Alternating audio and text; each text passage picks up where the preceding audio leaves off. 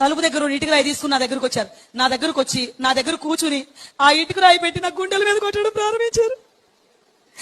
ఎప్పుడైతే ఇటుక రాయి పెట్టి గుండెల మీద కుదుతున్నారో పైన చర్మం మొత్తం పగిలిపోయి రక్తం కారిపోతుంది. 10 దెబ్బల వరకు భయంకరమైన బాధ, తట్టుకోలేనంత బాధ. విపరీతంగా వచ్చేసి చర్మం అంతా పగిలిపోతుంది, రక్తం కారిపోతుంది. విరిగి ఎలా పడిపోతుందో అలా నేను బోర్లాగా పడిపోయాను. ఎప్పుడైతే నేను బోర్లాగా పడిపోయానో ఆయనకి ఎంత బలం ఉంది, అంత బలంతో ఒకే ఒక్క దెబ్బ వేశారంటే అది వేడి పెన్ను పోసుకు అడ్డంగా దిగిపోయింది గోడలు. నిజంగా మన దేవుడు గొప్పవాడు కనుక నన్ను బ్రతికించాడు, కానీ లేకపోతే వెన్ను పోసు 2 ముక్కలు అయిపోవాల్సింది. ఆ బాధను భరించలేక మళ్ళీ అరుస్తూనే వెల్లికిలా తిరిగిపోయాను. ఎప్పుడైతే వెల్లికిలా తిరిగానో ఛాతి దగ్గర నుంచి మోకాళ్ళ వరకు ఎక్కడ అవకాశం ఉంటే అక్కడ అదే గొడ్డలు పెట్టి నరిగేస్తున్నారు. ఇటు అరుగుతుంటే అటు తిరుగుతున్నాను, అటు అరుగుతుంటే ఇటు తిరుగుతున్నాను. అనుకోకుండా ఒక గొడ్డల దెబ్బ వచ్చి కరెక్ట్ గా నా ఎడమ వైపున ఉన్న మోకాల్లో దిగిపోయిందండి గొడ్డలు. ఎప్పుడైతే గొడ్డలు మోకాల్లో దిగింది ఇంకా